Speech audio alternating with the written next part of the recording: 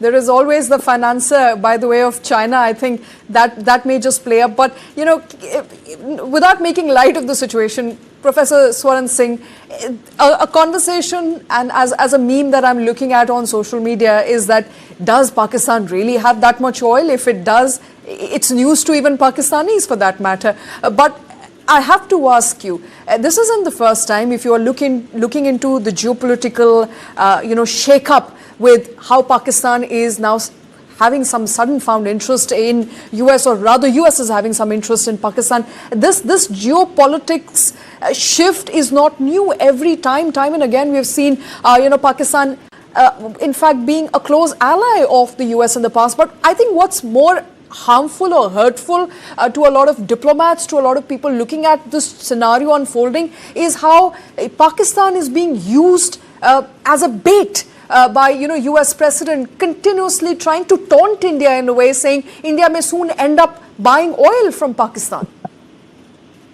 Indeed, I think that is the only use Pakistan has for United States to become a frontline state. So right now, for example, United States has developed major tension with Iran, and that makes Pakistan relevant. And now they want to taunt India, as you mentioned. That makes Pakistan relevant, but they will drop Pakistan without, batting an eyelid, as we have seen several times before. And Pakistan knows that also. Now, as for the oil, United States definitely is looking for more buyers of US oil, because Donald Trump wants to increase its US exports. The fundamental reason for the paranoia that is driving this knee-jerk, whimsical, mercurial kind of initiatives from President Trump is the fact that United States world trade today has a trade deficit nearly $1 trillion. And who is its main adversary? China. China has trade surplus of nearly $1 trillion. And that is what creates paranoia in United States. And of course, US now has a debt which is more than 133% of its GDP, which itself is inordinately large GDP of about $28 trillion. So he has reasons, and same are reasons for India. India's trade deficit in terms of goods trade is now $45 billion, and in last 5 years, this has increased over a period of time. Of course, when many people don't look at the services, if you look at the services, which changes the picture completely. For example, then you will see 35 to 40 billion dollars of trade surplus with United States. So it's a fairly balanced trade if you look at both goods and services. But he's trying to do all these things simply to sell his oil to whosoever can buy it. I'm not sure, as the ambassador said, whether Pakistan can really pay enough money for it. Pakistan's oil, whatever it is, reserves are scattered and therefore not commercially easily viable. Right. And anyone who goes there will have to build pipelines, refineries, ports, storage and safety. Look at China. China has faced major insecurity in its investments in Pakistan. So, these are only hawk's gestures. That's right. Fundamentally to push India, because you see, 1st August deadline was for tariffs. It's not a deadline for negotiations between India and United States. Which brings me to an important point.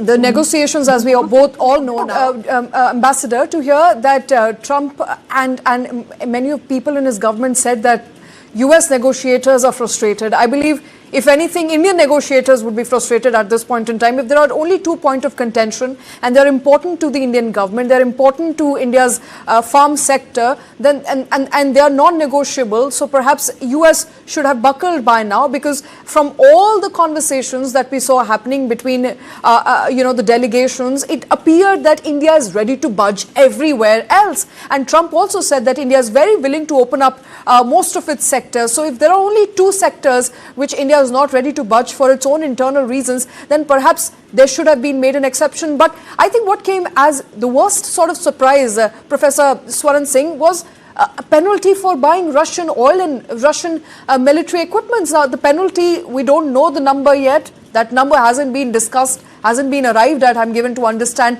While, the tariff kick in starting today, the penalty would kick in at some point of time. We'll get a number later. But that comes out of nowhere. That was simply unexpected. And it does look like, there are pressure tactics being used by US to arrive at a deal that it thinks is fair. Absolutely. In fact, when Prime Minister had gone to United States in February, there were conversation that India would like to explore possibilities of buying more defense equipment from United States, also buying more of energy. And even in the media, there was talk about $25 billion worth of annual purchase of American oil potentially. So India has not been shy of making offers of, finding where we can help United States in enhancing their exports. And in that sense, there was also conversation of small modular reactors for nuclear power generation.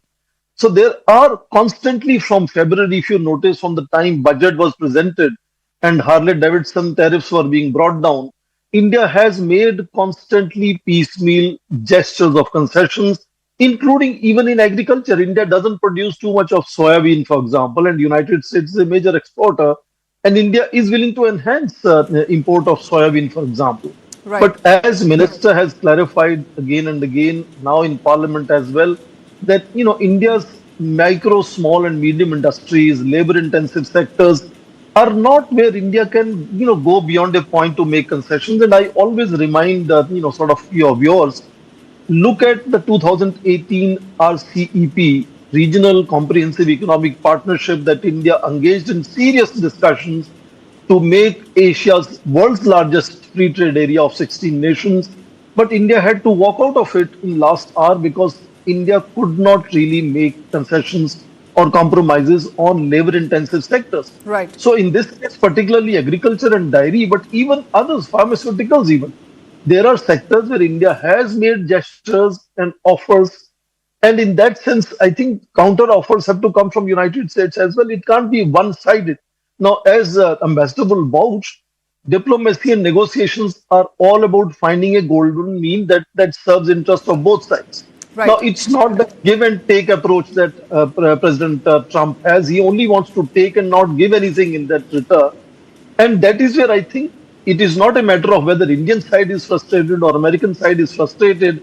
Both sides will have reasons to feel concerned on many areas because both sides will have to make concessions. And if it is a diktat that only India should be making compromises, it's not going to lead anywhere because beyond a point, India will not.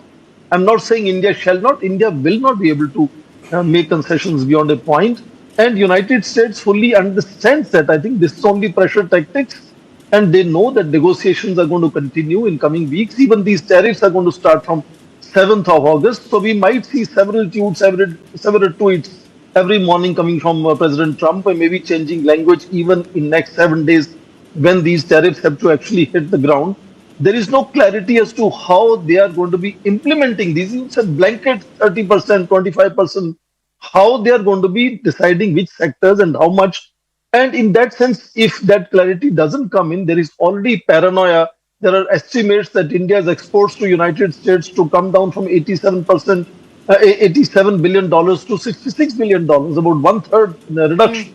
So that is going to make India dig heels even deeper in that sense. So I don't think it's a smart strategy to get concessions out of India, to try and behave like a bully and make funny hoaxes like Pakistan selling oil to India.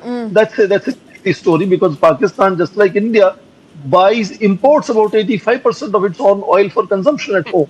Right. So, even if they start developing certain amount of their own domestic oil, which looks very impossible, Turkey was the one that signed another agreement in March this year. Nothing has happened on the ground. In July 9, Turkish ambassador, foreign minister was in Islamabad and said we are still to look at how to start that process.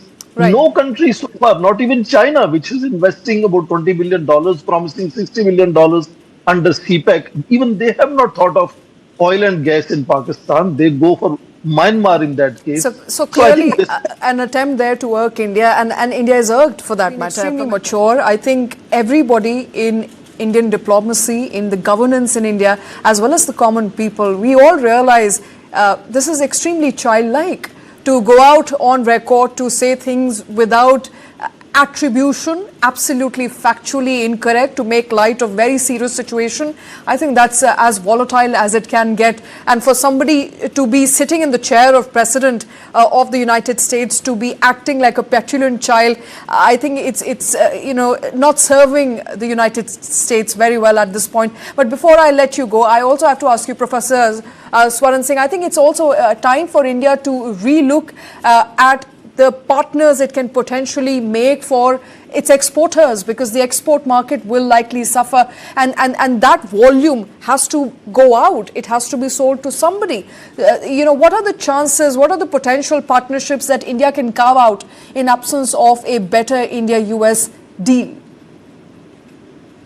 Howsoever foolhardy the policies might look, it's also true that President Trump is world's most powerful leader of the most powerful country. United States is the largest consumer and therefore largest recipient of exports from several countries. For example, India's largest trading partner, largest source for India's exports. So such policies will create costs, will create challenges. I remember Ambassador was mentioning about garments and apparels. India doesn't have a very big share in United States, buys around 80 to 90 billion dollars of garments every year. India sells about 10 to 15 billion dollars.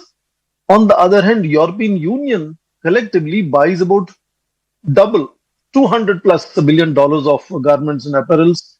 India there is only selling about $5 billion. So, diversion where we will not have a similar, sort of high tariffs facing, making India's garment industries less competitive. Clearly, in case of American imports, you will have now Bangladesh, Vietnam, even Indonesia having advantage over India. So India will have to start looking at alternatives. And it's not just India. Whole world virtually is looking for alternatives and start making new partnerships and look for other supply lines in that sense. So India's recent FTA with UK can be an encouraging point to accelerate India's FTA with European Union.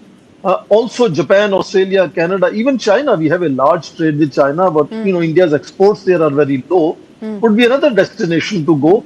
So I think all countries understand that they will have to look at alternatives because none of them can afford to handle the demands that President Trump is laying on each of his, friends, partners, allies, competitors, adversaries, everybody.